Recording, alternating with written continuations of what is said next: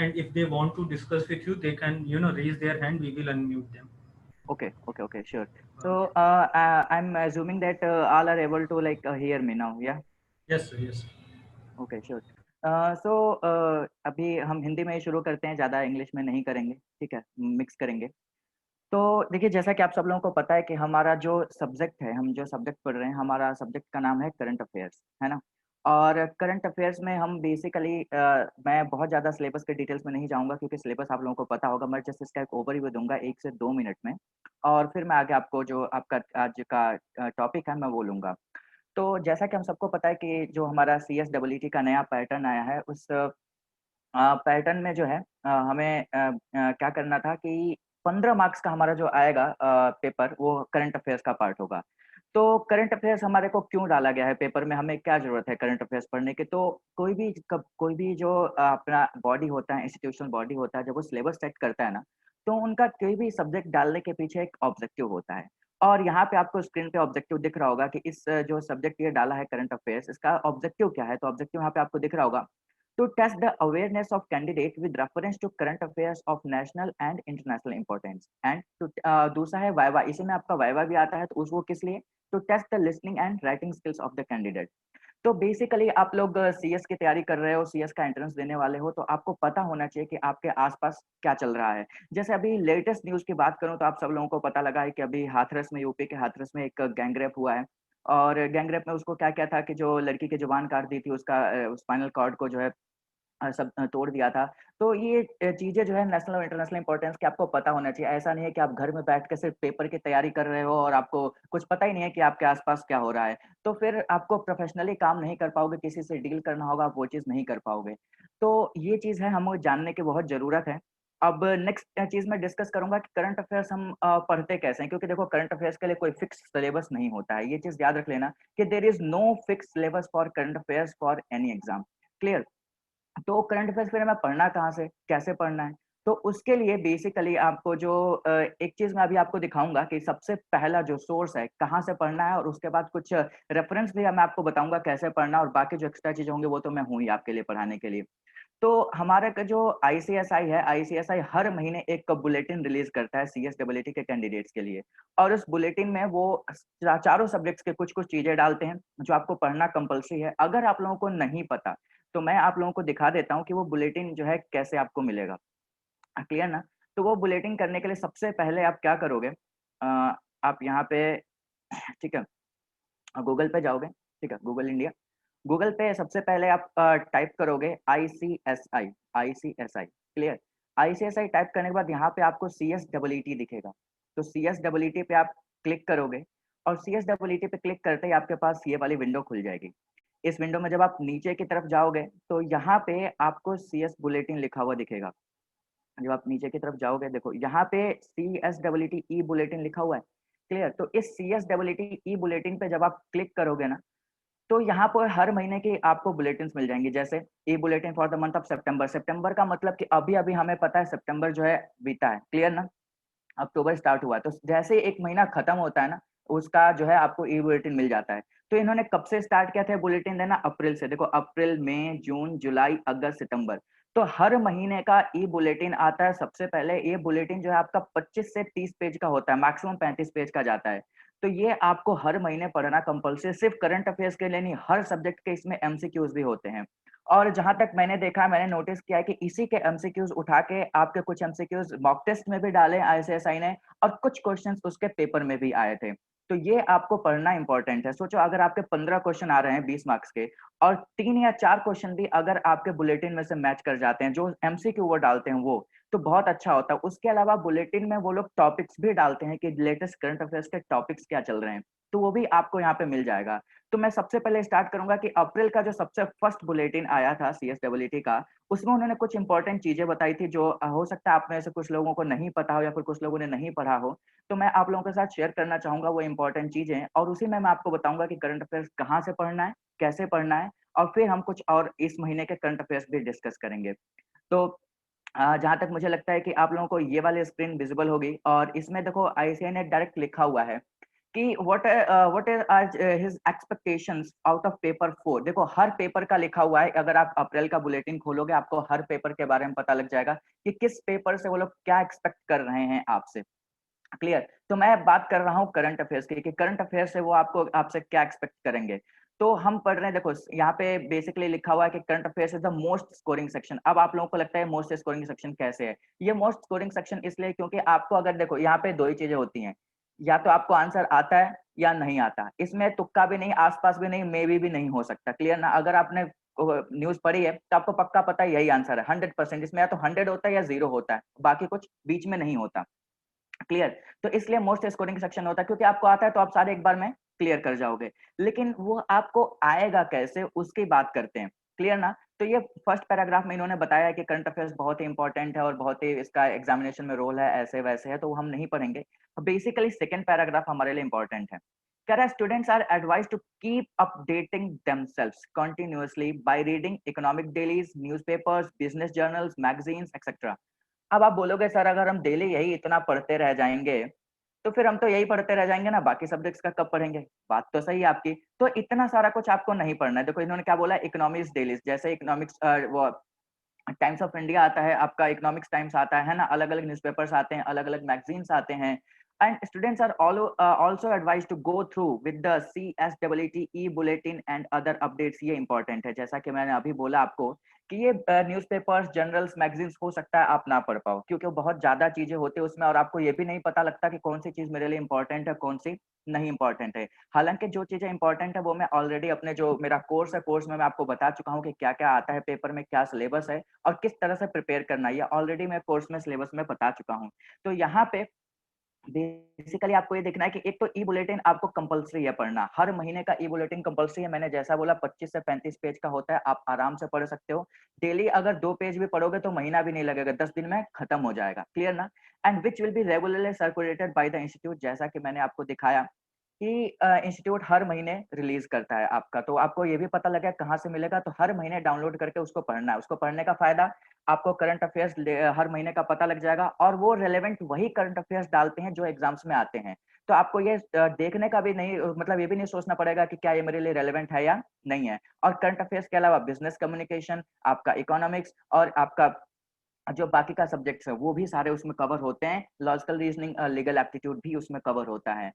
Next यहाँ पे देखो क्या है, students are expected to update themselves with all important international and national affairs such as important dates and events, economic and financial affairs, appointments, summits and conferences and their themes, awards, achievements, sports affairs, art and culture, legal affairs, international diplomacy, science and technology। अगर आप लोगों ने मेरे mock test के solutions देखे होंगे, जो मैंने अभी तक 2 मॉक टेस्ट के सॉल्यूशंस लिए थे फेसबुक पे लाइव, और तो उसमें आपने देखा होगा कि मॉक टेस्ट में 15-15 क्वेश्चन मैंने आपको सॉल्व कराए थे और हर क्वेश्चन के साथ मैंने आपको बताया था कि ये क्वेश्चन जो है कब किस डेट को आया था, है ना? मैंने बताया था कि और इसके पीछे के कुछ बैकग्राउंड हिस्ट्री भी बताई थी कि इस जो न्यूज़ के पर्टिकुलर न्यूज़ के पीछे की हिस्ट्री क्या है। तो आपने देखा होगा जितने भी टॉपिक्स यहाँ से लेके हर टॉपिक से क्वेश्चन आया था, हर टॉपिक से, ऐसा भी नहीं है कि आप कोई टॉपिक छोड़ दो। तो हर टॉपिक इंपॉर्टेंट है। अब बात ये है कि आपको कैसे मिलेगा टॉपिक, तो वो यहाँ पे नीचे आईसीएसआई ने खुद रिकमेंड किया है, देखो वहाँ पे उन्होंने लिखा हुआ है। क्या? कि कोई कुछ वेबसाइट्स जहाँ से आप पढ़ सकते हो। सबसे पहला दिया हुआ है जागरणजोश.com, दूसरा है currentaffairs.gktoday.in, तीसरा है इंडिया टुडे, चौथा है, ठीक है, ये आपका current affairs material, affairs cloud and exams daily. तो आपको इतनी सारी वेबसाइट्स डेली विजिट करने की जरूरत नहीं है। मैं 2 चीजें आपको रिकमेंड करूंगा जो आपको पढ़नी है। एक तो सबसे पहला आपका currentaffairs.gktoday.in और दूसरा आपका अफेयर्स क्लाउड। अगर इन 2 पे आप विजिट करते हो, आपको डेली के भी करंट अफेयर्स मिल जाएंगे, वीकली मिल जाएंगे, मंथली मिल जाएंगे। क्लियर ना? तो ये 2 आपको मेन देखने हैं, बाकी चाहे आप देखो या ना देखो, सारी चीजें मिल जाएंगी। ये जो सजेस्टेड रीडिंग में है, सजेस्टेड रीडिंग में जो करंट अफेयर्स टुडे, ये सारी की सारी मैगजीन्स है। तो मैगजीन्स पढ़ने का आपको इतना टाइम नहीं मिलेगा, इसलिए मैंने आपको रिकमेंड किया कि ये 2 वेबसाइट्स आप विजिट करो और इस पे आपको जो है मिल जाएगा आपको सारा मटेरियल आपके सब्जेक्ट से रिलेटेड। क्लियर? तो मेरे ख्याल से करंट अफेयर्स क्या है, कैसे है, सिलेबस क्या है, कहाँ से पढ़ना है, सब कुछ आपको क्लियर हो गया होगा।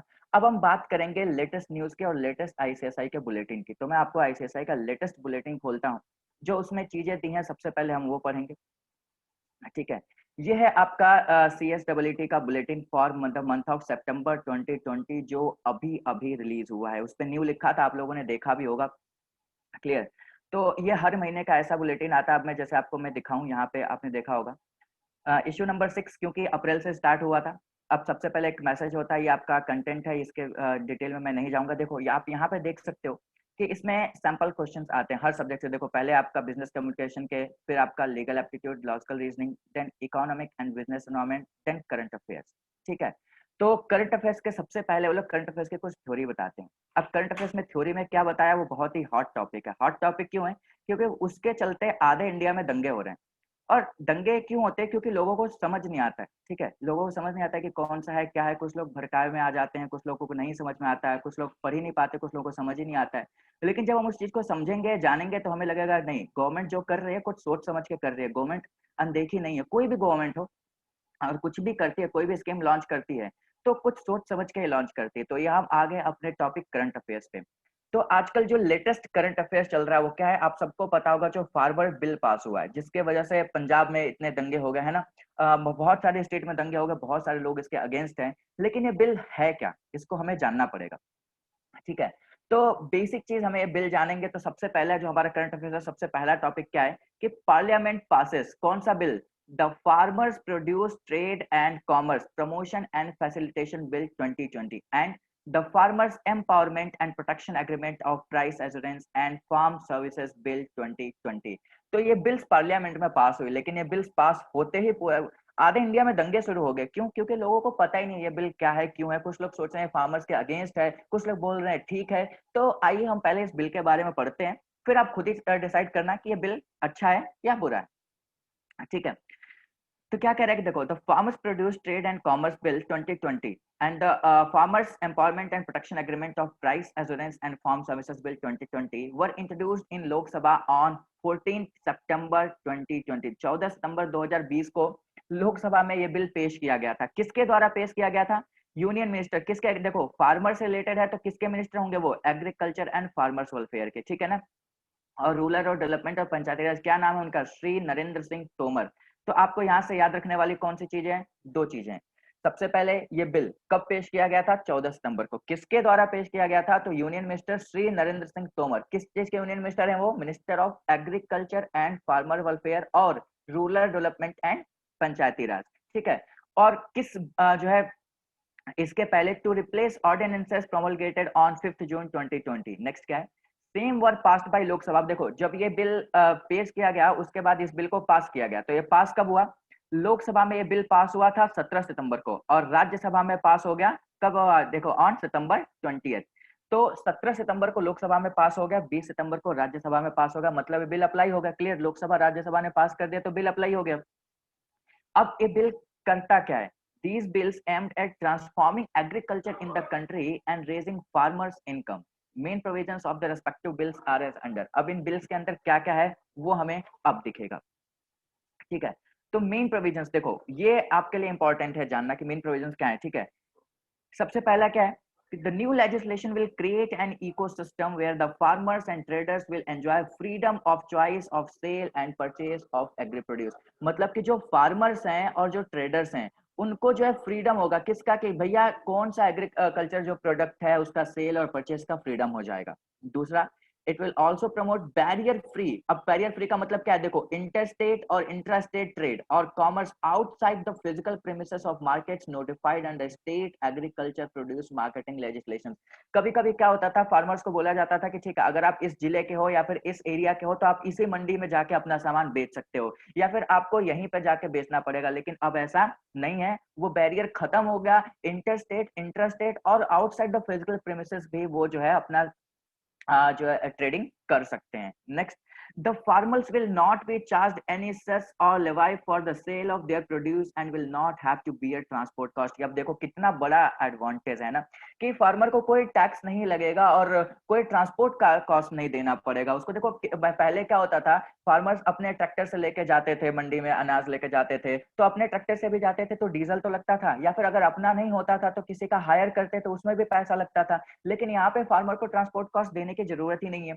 Next, The bill also proposes an electronic trading in transaction platform for ensuring seamless trade electronically. तो इलेक्ट्रॉनिक ट्रेड भी होगा, मतलब इसमें क्या है कि आपका जो कम्युनिकेशन है ट्रेडर्स के साथ बहुत आसान हो जाएगा, आपको ढूंढना नहीं पड़ेगा जाके। Next, in addition to Mondays, freedom to do trading at farm gate, cold storage, warehouse, processing units, etc. मतलब अब ऐसा नहीं है कि सिर्फ मंडी में ही जाके सामान बेचना है, आप किसी फार्म गेट पे, कोल्ड स्टोरेज में, वेयर हाउस में, किसी प्रोसेसिंग यूनिट में डायरेक्टली जाके बेच सकते हो। Next, farmers will be able to engage in direct marketing, thereby eliminating intermediaries, resulting in full realization of price. ये भी आपके लिए बहुत इंपॉर्टेंट है, मतलब कि इस बिल से क्या होगा कि फार्मर्स जो है डायरेक्टली उनके पास जा सकेंगे जिनसे उनको सामान लेना है, बीच में कोई सौदेगार, कोई साहूकार नहीं आएगा ताकि वो आपसे कम दाम पे खरीदे फिर वो आगे ज्यादा दाम पे बेचे। तो बीच में क्या होगा, जो इंटरमीडिएटरी कॉस्ट होता है वो रिड्यूस हो जाएगा, तो फार्मर को ज्यादा पैसा मिलेगा। क्लियर ना? सर जस्ट सेकंड, जी मैं एक बार फिर से बोलना चाहूंगा कि अगर कहीं भी कोई भी आप लोगों को कुछ ऐसा है, कुछ डाउट है, नहीं समझ में आ रहा है, तो अगेन आप लोग सर से चैट बॉक्स में टाइप करके पूछ सकते हो या अपना हैंड रेज कर सकते हो, and we will unmute you to direct connect with the sir. ठीक है सर? ठीक है, आप sir please continue. Thank you. Okay, ठीक है। तो जैसा कि सर ने बोला, आपको अगर कोई भी डाउट होता है तो आप पूछ सकते हो। Basically I am ready to help. Next आपके पास जो दूसरा वाला बिल था, the farmers empowerment and protection agreement of price assurance and farm services bill. इसके प्रोविजंस क्या क्या है जरा देखो। क्या कह रहा है, the new legislation will empower farmers for engaging with processors. देखो एंगेज किसके साथ कर सकते हैं, processors, wholesalers, aggregators, wholesalers, large retailers, exporters, etc. on a level playing field. Price assurance to farmers even before sowing of the crops. ये बहुत important है। Next, in case of higher market price, farmers will be entitled to this price over and above the minimum price. इसका मतलब क्या है कि कभी-कभी आपने देखा होगा कि लोग जैसे बोला कि ठीक है, किसी फार्मर के पास खेत है, कोई कंपनी आई या फिर कोई भी होलसेलर, रिटेलर, कोई भी चीज आया, वो बोला कि ठीक है मुझे ये खेत में जो भी अनाज होगा मैं इसको खरीदूंगा। तो फार्मर क्या कर सकता है, उसको बोलेगा ठीक है मेरा जो भी अनाज होगा मैं तुम्हें दे दूंगा, लेकिन वो प्राइस पहले ही तय कर सकता है कि मुझे मिनिमम इतना प्राइस तो चाहिए। क्लियर ना? और अगर बाद में मार्केट प्राइस बढ़ता है उस क्रॉप का, तो फार्मर को उस मिनिमम प्राइस तो मिलेगा और बढ़ा हुआ प्राइस भी मिलेगा। तो ये बहुत इंपॉर्टेंट है। और अगर आपने अभी क्रॉप लगाई नहीं है तब भी आप क्रॉप के रेट फिक्स कर सकते हो। ये सोइंग और even before the sowing of crop का मतलब क्या है कि क्रॉप आप लगाने वाले हो उससे पहले आप फिक्स कर सकते हो कि भाई मुझे मिनिमम इतना रेट चाहिए। तो खुद देखो कितना बड़ा एडवांटेज है ना।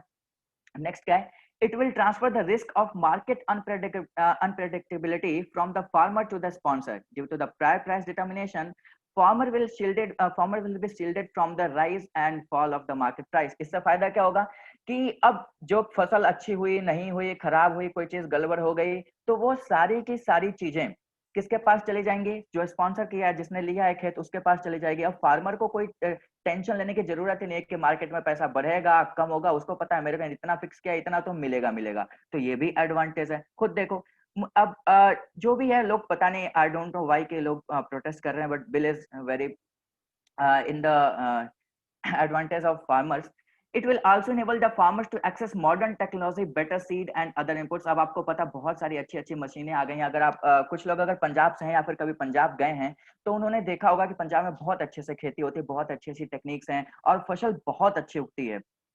It will reduce cost of marketing and improve income of farmers. अभी हमने जितना भी देखा हमें पता है कि उससे फार्मर्स का इनकम क्या होगा, इंप्रूव होगा। Next, effective dispute resolution mechanism has been provided for with the clear timelines for redressal. मतलब अगर कोई भी डिस्प्यूट होता है फार्मर के बीच में, होलसेलर, रिटेलर, एग्रीगेटर, किसी के बीच में, तो वहां पे डिस्प्यूट रेजोल्यूशन का मैकेनिज्म भी है इस बिल में। Next, impetus to research and new technology in agriculture sector. तो जो भी नई टेक्नोलॉजी आएगा, जो भी रिसर्च आएगा, उसमें भी हेल्प किया जाएगा और फार्मर्स को उन चीजों को, मॉडर्न टेक्नोलॉजी को एक्सेस करने में फायदा होगा। तो ये था बिल के बारे में कि ये जो दोनों बिल क्या है। और मेरे ख्याल से अब आप लोग पढ़े लिखे हो तो अब आप लोग समझ सकते हो। उसमें से बहुत सारे लोग जो कुछ लोग न्यूज देख रहे होंगे, डेली टीवी पे दिखाते इतना कि ये हो रहा है, ऐसा प्रोटेस्ट हो रहा है, वैसा प्रोटेस्ट हो रहा है, तो बहुत लोगों को समझ ही नहीं आ रहा है कि बिल है क्या। कुछ लोगों को पता ही नहीं कि बिल में क्या ऐसा। कुछ लोग तो ऐसे धरने पे बैठ जाते हैं, चलो 10 लोग बैठ गए हम भी बैठ गए। तो ऐसा नहीं करना चाहिए। सबसे पहले हमें जानना चाहिए किसी भी चीज को, उसके बाद हमें लगेगा कि हाँ अच्छा है तो एक्सेप्ट कर लो, नहीं है तो फिर देखो आगे क्या करना है। तो मेरे ख्याल से आप सब लोगों को इस बिल के बारे में अच्छे से क्लियर हो गया होगा। तो लास्ट के कुछ हमारे पास मिनट्स बचे हैं जिसमें मैं कुछ अगस्त के करंट अफेयर्स उठाऊंगा और यहाँ पे जो अपने बुलेटिन में दिए हुए हैं वही क्वेश्चंस मैं उठाऊंगा और मैं आप लोगों के साथ डिस्कस करूंगा। तो ये सैंपल क्वेश्चंस देखो मैंने पहला था, हर सब्जेक्ट के सैंपल क्वेश्चंस में दिए होते हैं, जैसे बिजनेस कम्युनिकेशन का दिया है, ठीक है। अब मैं ये सारी चीजें नहीं उठाऊंगा, मैं सीधा चलूंगा अपने करंट अफेयर्स के क्वेश्चंस पे। ओके, अभी तक अगर किसी को डाउट है तो हैंड रेज करके पूछ सकते हैं, नहीं तो फिर हम क्वेश्चन डिस्कस करते हैं।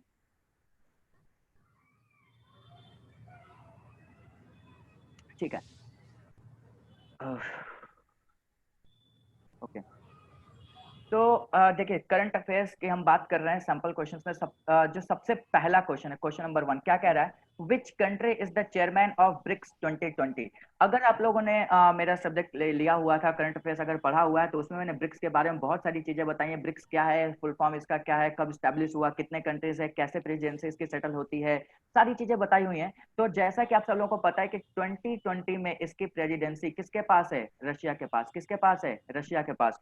तो इसकी प्रेसिडेंसी 2020 में रशिया के पास है। नेक्स्ट वाला इंपॉर्टेंट क्वेश्चन है जो आपके नेक्स्ट पेपर में आ सकता है, और बहुत ही मच प्रेडिक्टेबल है कि 2021 में इसकी प्रेसिडेंसी किसके पास जाएगी, क्योंकि ये क्वेश्चन अभी इस बुलेटिन में भी आया है, मॉक टेस्ट में भी आया हुआ है, इसके पहले के बुलेटिन में भी है, आपके सिलेबस में भी सेम क्वेश्चन दिया है। तो बहुत इंपॉर्टेंट क्वेश्चन है, लेकिन 2020 वाला क्वेश्चन तो बहुत पूछ लिया गया, तो 2021 वाला पूछा जाएगा। और एक बात याद रख लेना, ब्रिक्स जो कंट्री है इसका फुल फॉर्म मैं आपको बता देता हूँ। B for Brazil, R for Russia, I for India, C for China, S for South Africa. Clear ना। तो अब देखो इसकी जो प्रेसिडेंसी होती है वो रोटेट होते इसी ऑर्डर में। मतलब अब ध्यान से देखो, अगर मैं आपको पूछ दूं कि 2019 में इसकी प्रेसिडेंसी किसके पास थी, ठीक है, तो 2019 में इसकी प्रेसिडेंसी देखो, रशिया के पहले कौन है, बी। बी का मतलब किसके पास थी, वो ब्राजील के पास। क्लियर ना। और 2021 में किसके पास हो जाएगी, रशिया के बाद क्या आता है, आई। आई का मतलब इंडिया। तो ये आपके लिए इंपॉर्टेंट है कि 2021 में जो ब्रिक्स की प्रेसिडेंसी है वो इंडिया के पास आएगी, ये आपके लिए बहुत इंपॉर्टेंट है। और अगर यही पूछ दूं 2022 की बात करूं, तो आई के बाद क्या आता है, सी। मतलब कहाँ चला जाएगा, वो चाइना के पास। और अगर मैं 2023 की बात कर दूं तो सीधा कहाँ चला जाएगा, साउथ अफ्रीका के पास। तो ये आपको याद रखना है कि ब्रिक्स के जो चेयरमैनशिप होता है वो रोटेट होती है इसी ऑर्डर में। नेक्स्ट क्वेश्चन, क्वेश्चन नंबर 2 कह रहा है, Pranab Mukherjee who recently passed away is the dash president of India. अब ये जो है आपको एक चीज याद रखना पड़ेगा कि जो रामनाथ कोविंद है ना, जो रामनाथ कोविंद है, ये कौन है, आप सब लोगों को पता होना चाहिए कौन है। अभी करंट प्रेसिडेंट है हमारे इंडिया के। तो ये जो है 14th प्रेसिडेंट है, ये क्या है, 14th प्रेसिडेंट है। और प्रणब मुखर्जी इनके पहले थे, तो वो कौन से हो जाएंगे, 13th। अब ये क्या है, ये आपका स्टैटिक जीके, ये करंट नहीं है, ये स्टैटिक है। स्टैटिक का मतलब ये कभी चेंज नहीं होगा, क्योंकि अगर एक बार प्रणब मुखर्जी आपका प्रेसिडेंट 13वें नंबर पे आ गए तो हमेशा 13वें नंबर पे ही रहेंगे, 13वें से 15वें पे नहीं जा सकते। तो ये स्टैटिक जीके का पार्ट है, और स्टैटिक जीके में आपको थोड़ा सा बेसिकली ध्यान रखना पड़ेगा, अवेयर रहना पड़ेगा ऐसे क्वेश्चंस के लिए। Like prime minister Narendra Modi कौन से हैं, आपका प्रणब मुखर्जी कौन से थे, ऐसा पूछ लिया जाएगा। इंडिया की फर्स्ट फीमेल प्रेसिडेंट कौन थी, तो आपको पता होना चाहिए फर्स्ट फीमेल प्रेसिडेंट, और अभी तक एक ही फीमेल प्रेसिडेंट हुई है, कौन, उनका नाम क्या था, प्रतिभा पाटिल। और आपको ये भी याद रखना पड़ेगा कि वो कौन से नंबर पे थी। तो ये सारी चीजें, कुछ चीजें होती है जो हमें स्टैटिक जीके का पार्ट होते हैं, जो हमें ध्यान रखनी पड़ती है, ये बेसिक चीजें हैं। नेक्स्ट क्या है, which among the following ministry has banned 118 Chinese mobile apps. देखो आपको पता है अभी 118 चाइनीज मोबाइल एप्स बंद हो गई थी, उसमें बहुत सारी एप्स बंद हो गई थी, इंक्लूडिंग कुछ गेम्स। लाइक सबको पता होगा कि उसमें टिकटॉक और आपका वो कौन सा गेम था, क्या नाम था उसका, हाँ पबजी। तो पबजी जैसे गेम भी बैन हो गए थे। तो यहाँ पे एक ही देखो, अब ministry of science and technology तो नहीं करेगी इसको, होम अफेयर्स भी नहीं करेगी, फाइनेंस भी नहीं करेगी, एक ही मिनिस्ट्री है जो इन सब चीजों से डील करती है। देखो एप्स को बैन करना है मतलब इंफॉर्मेशन टेक्नोलॉजी इंडस्ट्री आएगी, क्लियर ना, क्योंकि कंप्यूटर से रिलेटेड है। तो ministry of electronics and information technology, अगर आपको चीज नहीं भी पता होती तो भी आप कॉमन सेंस से लगा सकते हो कि इसका आंसर कौन था, ए था। अच्छा, इसका वाला आंसर 13th है ना, प्रणब मुखर्जी 13th है। ऊपर वाले का मैंने टिक किया था, नहीं किया था, मैंने आपको बता दिया था, उसका आंसर है रशिया, डी ऑप्शन। क्लियर, ठीक है। नेक्स्ट क्वेश्चन नंबर 4 की हम बात करें। देखो कह रहा है कि who has been appointed as the 14th controller and auditor general of India. अब अभी रिसेंटली अपॉइंट हुए हैं, उनका नाम है देखो गिरीश चंद्र मुर्मू। गिरीश चंद्र मुर्मू उनका नाम है। और वो कब अपॉइंट हुए थे वो आपको जानने की जरूरत होगी, तो मैं आपको बता देता हूँ। कोइंसिडेंटली ये जिस दिन अपॉइंट हुए थे उसी दिन मेरा बर्थडे आता है, 8/8/2020 को अपॉइंट हुए थे, ठीक है। तो 8 अगस्त को मेरा बर्थडे भी था। और इन्होंने जो है ये 14th अपने कैग डायरेक्टर हैं। कैग डायरेक्टर कौन से हैं, 14 नंबर पे हैं। तो इनका नाम क्या है, गिरीश चंद्र मुर्मू। क्लियर। तो ये आपको जो है जब आप डेली करंट अफेयर्स पढ़ोगे ना, जैसे मैंने आपको बताया था अफेयर्स क्लाउड पे या फिर करंट अफेयर्स टुडे पे, तो डेली आपको दिख जाएगा, क्लियर ना, वहाँ पे डेली शाम को अपडेट होता है डेली का, तो आपको ऑटोमेटिकली याद आ जाएगा। नेक्स्ट कह रहा है who launch transparent taxation honouring the honest platform of income tax department. अब देखो यहाँ पे इनकम टैक्स डिपार्टमेंट की बात कर रहा है, तो जब इनकम टैक्स डिपार्टमेंट का मतलब फाइनेंस से रिलेटेड चीज है, तो फाइनेंस से रिलेटेड चीजें दो ही लोग मैक्सिमम हमारे को कर सकते हैं, या तो अपना फाइनेंस मिनिस्टर करे या तो अपना प्राइम मिनिस्टर करे। तो हमारी फाइनेंस मिनिस्टर कौन है? निर्मला सीतारमन, ये आपको पता होना चाहिए। फाइनेंस मिनिस्टर कौन है? निर्मला सीतारमन। और नेक्स्ट हमारे प्राइम मिनिस्टर कौन है? नरेंद्र मोदी। तो यहाँ पे दोनों लोगों का ऑप्शन है, लेकिन ये वाला कैंपेन था transparent taxation honouring the honest वाला, इसको लॉन्च किया था नरेंद्र मोदी जी ने। तो फिफ्थ का आंसर है डी। और ये न्यूज कब की है मैं आपको बता देता हूँ, ये न्यूज है 13 अगस्त 2020 की। न्यूज कब की है? 13 अगस्त 2020 की। मोदी जी ने जो है इनकम टैक्स डिपार्टमेंट के लिए एक ट्रांसपेरेंट टैक्सेशन नाम का कैंपेन लॉन्च किया था। टाइम ओवर हो गया हमारा, 5 क्वेश्चन हम कर चुके हैं, 5 क्वेश्चन और बाकी, अगर सर इजाजत दें तो मैं 5 क्वेश्चन वो भी करा दूं।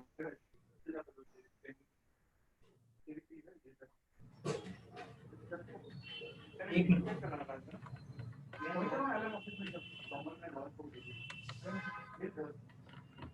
Hello sir.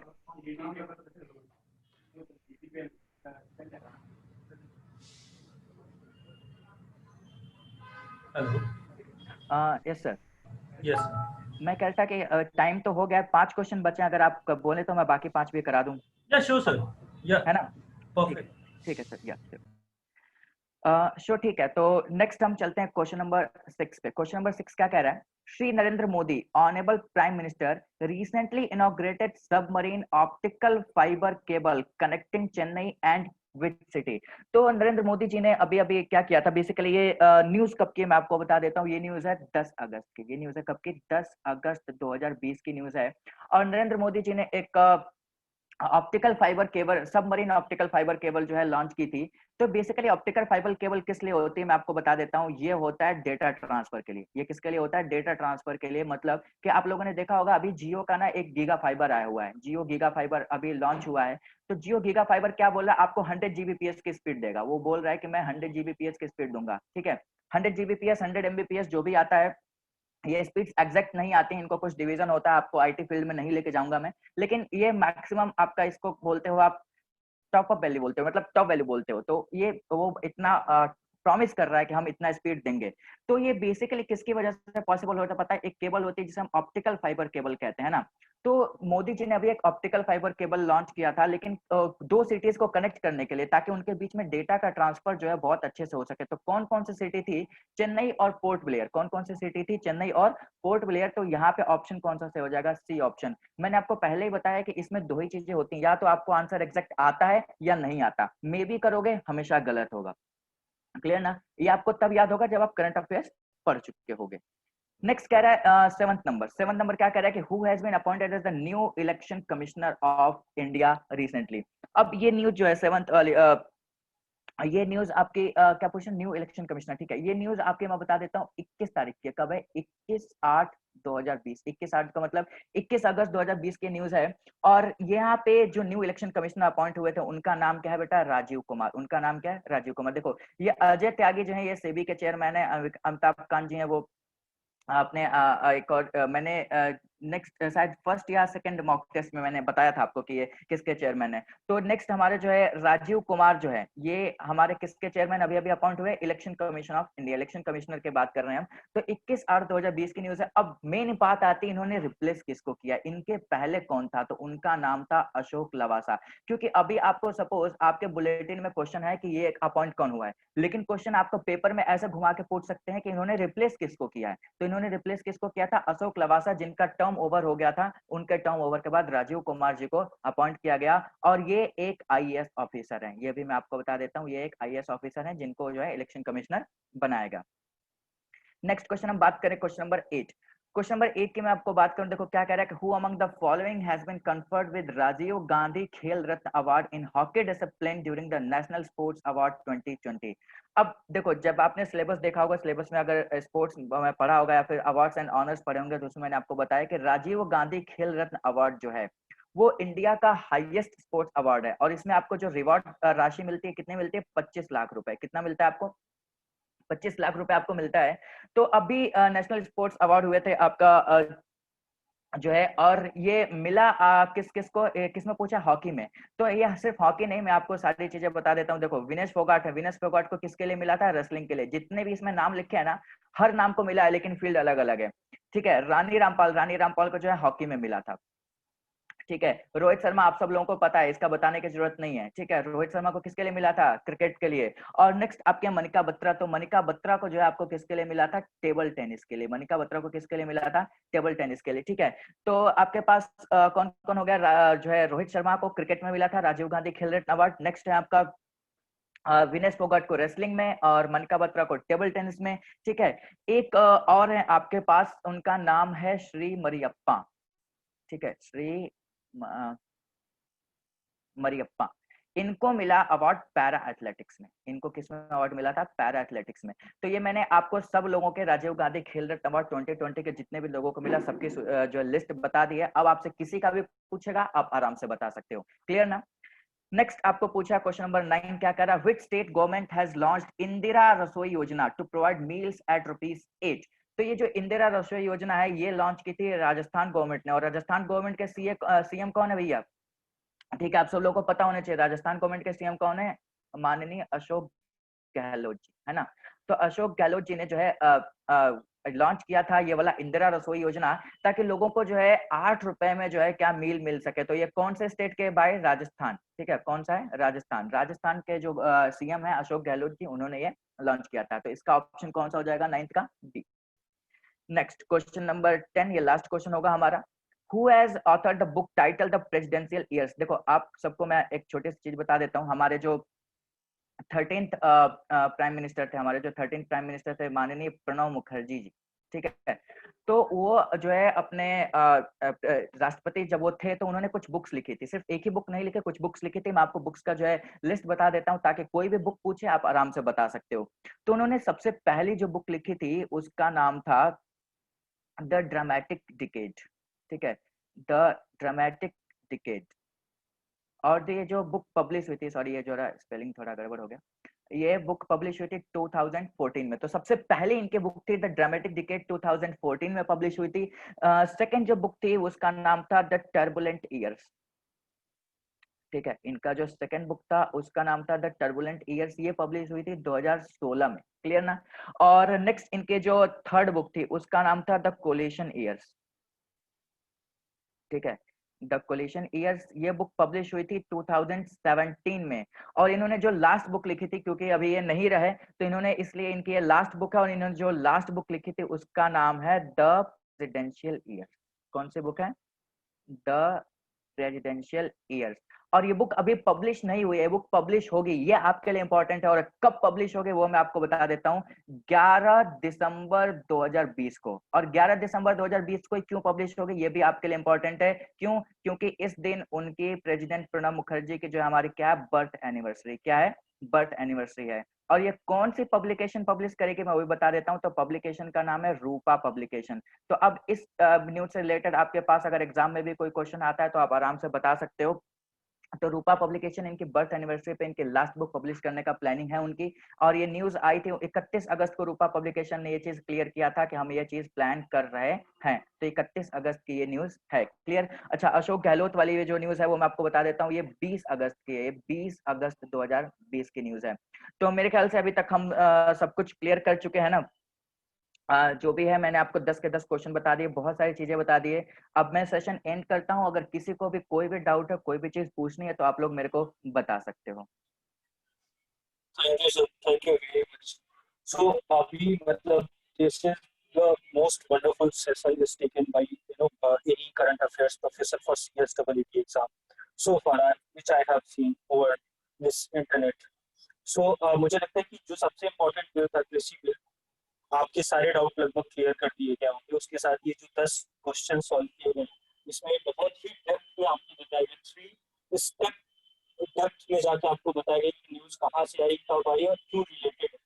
सो अभी भी अगर किसी को कोई डाउट है या कोई क्वेश्चन है तो आप पूछ सकते हो। सेकंड, मैंने ऑलरेडी चैट बॉक्स में आपको अपना जो ब्लॉग है उसका लिंक शेयर किया है। आप वहाँ से जो भी सीरीज की की सीरीज की जितने भी हमने लाइव सेशंस किए हैं सारी वीडियोस वहाँ पे अवेलेबल है। साथ में अदर जो स्टडी मटेरियल चाहिए वो भी आपको वहाँ से चैनल का लिंक मैंने शेयर किया, आप वहाँ सब्सक्राइब कर सकते हो। फ्यूचर में अगर किसी तरह का कोई भी इस तरह का सेशन हम करते हैं तो we will definitely notify you from there. Sir, how important is the material given by ICSI for current affairs? देखो, जैसा कि मैंने पहले ही बोला था कि आईसीएसआई जो भी मटेरियल देता है उसमें वही न्यूज़ डालता है जो रेलेवेंट है, और उसमें से एग्जाम में क्वेश्चंस 1 या 2 वो पूछेगा, क्योंकि वो चुन-चुन के डालते हैं कि उनके लिए क्या रेलेवेंट है, ठीक है? और नीचे वो कुछ क्वेश्चंस भी देते हैं। तो आईसीएसआई का जो मटेरियल है, जो बुलेटिन है, उसको जो बुलेटिन आता है हर महीने, उसको मत मिस करना। और जो रेफरेंस मटेरियल की आप बात कर रहे हो, जो उन्होंने रेफरेंस मटेरियल दिया है, वो मैंने ऑलरेडी सिलेबस में कवर कराया हुआ है, तो आप वहाँ पे पढ़ोगे तो कोई दिक्कत नहीं, वहाँ पे आपको उससे रिलेटेड सारे क्वेश्चंस भी मिल जाएँगे। जीवन अखिल, आई होप कि अब आपकी ये जो डाउट है वो रिजॉल्व हो गया होगा। कोई और क्वेश्चन किसी का है तो अभी आप पूछ सकते हैं सर से।